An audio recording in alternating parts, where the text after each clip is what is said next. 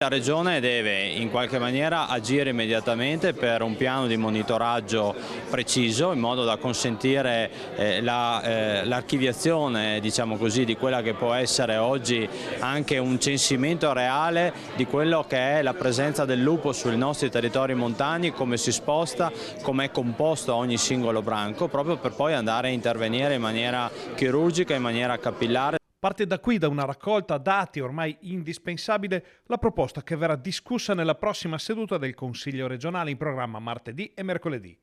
Firmatari della mozione i consiglieri di Forza Italia Alberto Bozza ed Elisa Venturini, che intendono mettere la Regione nelle condizioni di approvare misure urgenti per il contenimento del lupo. L'idea è quella di fare in modo che il Veneto sia pronto a prendere decisioni drastiche e immediate al momento del declassamento del lupo da specie protetta, tema di cui si occuperà a breve l'Europa, ma anche per rispondere con prontezza a un eventuale accordo nella conferenza Stato-Regioni per l'abbattimento di capi ritenuti pericolosi.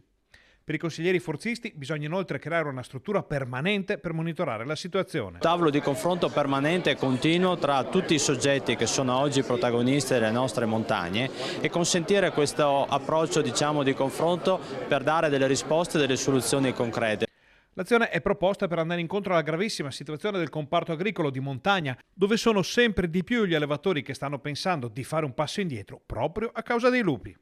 Per evitare lo spopolamento delle montagne, per evitare il disincentivo a continuare nell'attività degli allevamenti e magari anche per dare una prospettiva di futuro ai giovani, perché noi pensiamo e siamo convinti che gli agricoltori e gli allevatori siano i custodi dell'ambiente, bioregolatori che possono essere gli unici in grado di tenere bene il nostro ambiente e dare anche prospettive di crescita.